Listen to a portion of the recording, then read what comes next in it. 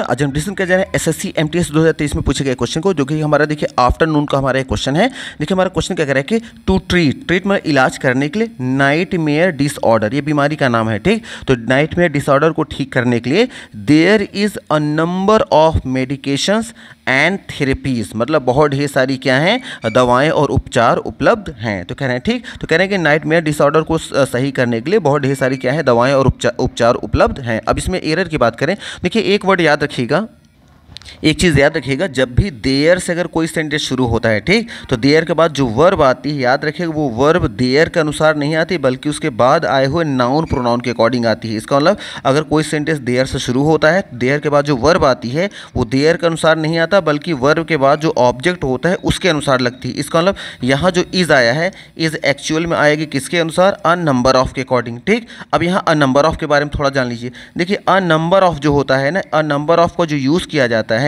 ये किया जाता है मेनी के सेंस में, मतलब बहुत के सेंस में, इसलिए इसको हमेशा क्या माना जाता है, प्लूरल माना जाता है। लेकिन अगर अ नंबर ऑफ के बजाय अगर द नंबर ऑफ कर दें तो याद रखिएगा द नंबर ऑफ सिंगुलर माना जाता है। तो हमें ये देखना है क्वेश्चन में अ नंबर, देखिए अ होता है एक बोलने में एक लगेगा, लेकिन ये मीनिंग प्लूरल की रखता है, और द नंबर ऑफ जो होता है मीनिंग सिंगुलर रखता है। इसका मतलब अगर अ नंबर ऑफ आ जाएगा तो उसको प्लूरल माना जाएगा, द नंबर ऑफ आ जाएगा तो उसको सिंगुलर माना जाएगा। अब यहाँ देखेंगे सेंटेंस में, तो देखिए सेंटेंस में क्या है, देयर। अब हमें पता है कि देयर से जब कोई सेंटेंस शुरू होता है तो देयर के बाद जो वर्ब आती है वो वर्ब देयर के अकॉर्डिंग नहीं, बल्कि देयर के बाद वाले के अकॉर्डिंग आती है, और देयर के बाद क्या है, अ नंबर ऑफ है, और हमें पता है अ जो नंबर ऑफ होता है ये क्या होता है, प्लूरल।